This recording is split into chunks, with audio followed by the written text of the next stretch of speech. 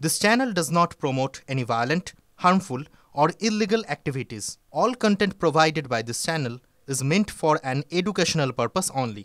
Cancer Healer Center, a new beginning. পরে খবরে আসি। ভোর 3:30 নাগাদ খাঁচাবন্দি হলো মইপিঠের রয়্যাল বেঙ্গল টাইগার। গতকাল দিনভর আতঙ্কে ছিল মইপিঠের নগেনাবাদ এলাকা। ঝোপ থেকে রয়্যাল বেঙ্গল টাইগার আচমকায় বেরিয়ে এসে এক বনকর্মীর ওপর ঝাঁপিয়ে পড়ে। গতকাল দিনভর সেই ছবি দেখিয়েছি আমরা। অবশেষে ভোর 3:30 নাগাদ সেই বাঘ খাঁচায় পুরতে সক্ষম বন দফতর।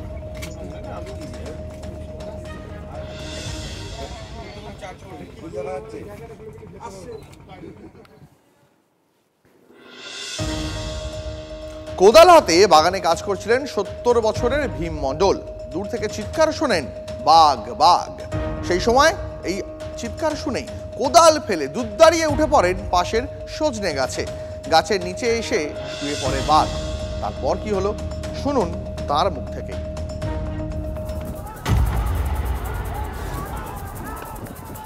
দক্ষিণ রায়ের সঙ্গে লড়াই করেই জীবন কাটে সুন্দরবনের লোকেদের। তবে 1.5 ফুট দূরে বাঘ, রোমহর্ষক অভিজ্ঞতা।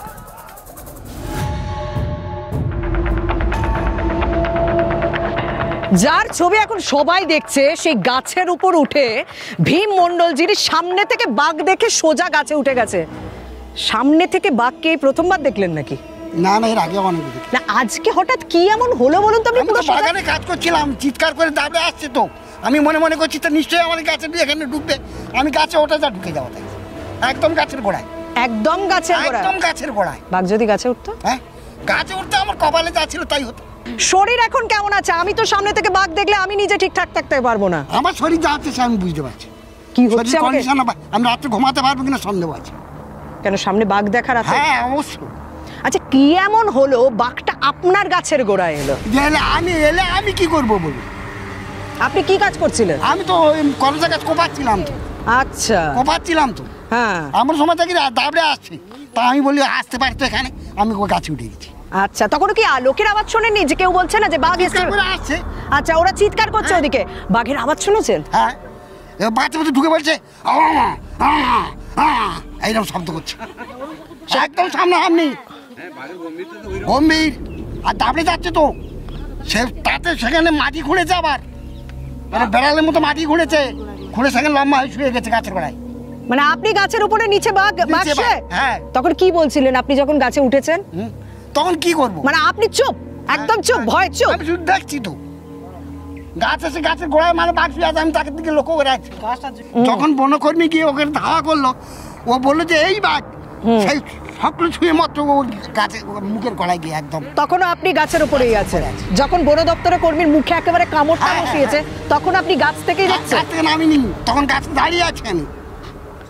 তখনও গাছেই দাঁড়িয়ে আছি, না সরলেও তো আমাকে ইনজোর করবে ফের। আমি নেমে পড়লে তো সামনে আমার হয়ে যাবে। কতক্ষণ ছিলেন ওই গাছে? হ্যাঁ, অন্তত 5-7 মিনিট। 5-7 মিনিট। বয়স কত? বয়স 72। এই বয়সে তো, মানে আমাদের বয়সে যদি আমি সামনে এসে আমি যদি গাছের উপর থেকে দেখি নিচে বাঘ আছে, আমার তো হার্ট অ্যাটাক হয়ে যাবে। আপনার তো ঘাম হচ্ছে, আমি দেখতে পাচ্ছি। হ্যাঁ, একদম ঘাম। মানে আমি ওখানে থাকলে তো আমি মানে কান্নাকাটি শুরু করে দেবো। আপনি কাঁদেননি? না, আমরা তো বারবার দেখেছি। বারবার দেখেছেন? কতবার? এইটা নিয়ে কতবার দেখছেন? হ্যাঁ, 5-7 বার। 5-7 বার এমনি দেখেছি, তবে এরকম মোমেন্টে আমি দেখি। এইটা একেবারে সাক্ষাৎ বাঘ, মারাত্মক জিনিস। চোখের সামনে বাঘ, আমি উপরে নিচে বাঘ, এরকম গল্প শোনাবেন? গড়িয়া পর্যন্ত চলে গেছে। ভীম মণ্ডলের বয়স হলে ভীম মণ্ডলের সাহস আছে, তাই তো? ভগবান। যাই হোক, একদম মানে মানে তার অভিজ্ঞতার কথা শুনলাম, এবং অভিজ্ঞতা শুনতে শুনতে সত্যি আমার গায়ে কাটা দিচ্ছে।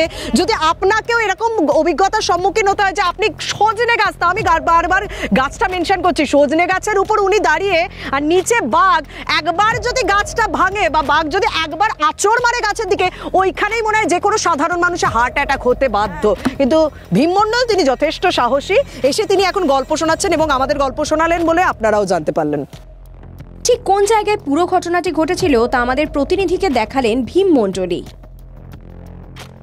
কোথায় কোথায় বাঘটা কোথায় শুয়েছিল? এই জায়গায় শুয়েছিল, এই জায়গায় শুয়েছিল, এই জায়গা।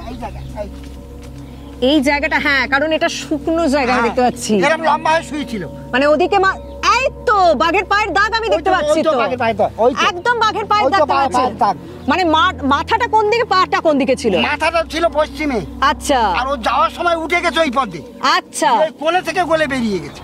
আচ্ছা, এই দেখো তো পাড় ওই। হ্যাঁ এই তো, এখানেও আমি বাঘের পায়ের শব্দ দাগ দেখতে পাচ্ছি। এই তো বাঘের পাড় এই তো, এই যে বাঘের পায়ের দাগ দেখতে পাচ্ছি। এই দেখো পাড় এই দেখো, এই পাড় পুরো পরিষ্কার করে আছে। এই দেখো এই বাঘের পায়ের দাগ, ওই যে বাঘের পায়ের দাগ, এই জায়গাগুলো মানে ওদিকে মাথা এদিকে পা করে শুয়েছিল।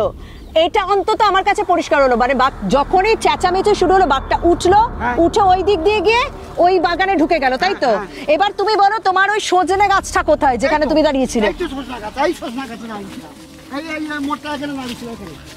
আমি এসে গাছে যাই উঠেছি, তালা করে আসছে তো আমি গাছে উঠেছি, বাঘের তলার দিকে না শুয়ে আছে, সঙ্গে সঙ্গে এসে শুয়ে। উনি চিৎকার করলে হয়তো ওনাকে অ্যাটাক করতো, তার চিৎকার করিনি আর নামতে বলছে, আমি ছাড়াও করিনি তো, আমি শুধু দেখাচ্ছি যে আমার নিচে বাঘ, একদম আপনার নিচে, মানে মানে আমার এখান থেকে লাফিয়ে গিয়ে ওখানে ইনজোর করেছে। ওখানে ও যে বন দপ্তরের কর্মী ইনজিওর হচ্ছে এই জায়গাটা, এই জায়গাটা মানে বন দপ্তরের কর্মী এখানে আহত হন। ওই এখানে এসে বলছে যে ওই বাঘ দেখা যাচ্ছে, যেই বলার সঙ্গে সঙ্গে লাফিয়ে চলে এসেছে। এবং আমি শুনলাম, আমি একজনের সঙ্গে কথা বললাম যে যার মুখের উপর হামলা, সে নাকি এখানে লাঠি দিয়ে এরকম ভাবে আঘাত করছিল, এখানে লাঠি দিয়ে আওয়াজ করছিল, তখন বনে মানে বাঘটার মুখ উল্টো দিকে ছিল। আমি যদি ব্যাখ্যা করি যে বাঘটার মুখ কিন্তু উল্টো দিকে ছিল, এখানে যারা রয়েছে তাদের কাউকে দেখার কথা না, যদি তার কান স্ট্রং, মানে অবশ্যই আমরা যে অন্য বন্যজীব যেহেতু কান স্ট্রংই ভাবি, কিন্তু সুন্দরবনে বাঘের ক্ষেত্রে এটা অনেক রকম দ্বিমত রয়েছে।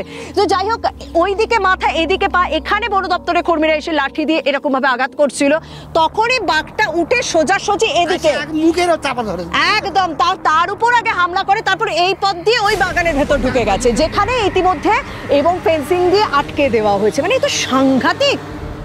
পুরো ঘটনা চোখের সামনে দেখে ঠকঠক করে কাঁপছিলেন ভীমের স্ত্রী। কাকা যদি একটু আগে যেত কি হতো? তুমি আমার সঙ্গে গল্প করতে করতে কি বলছিলে? ও থাকতো না, ওরা বাঘের পেটের মধ্যে যেত। কেন?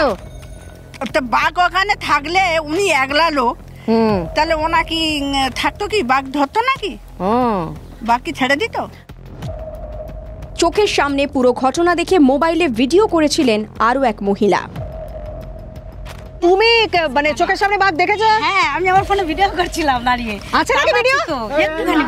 দেখি ভিডিও দেখাও, দেখি একটুখানি হোক। এখন একটুখানি বাঘ দেখার জন্য লোকে ওখানে ভিড় করে আছে। এরকমই বের করতে করতে তখন মানে তিনটে জাম কম নয়, তোমার সাহস তো কম নয়, সামনে দিয়ে বাঘ যাচ্ছে তুমি ভিডিও করছো।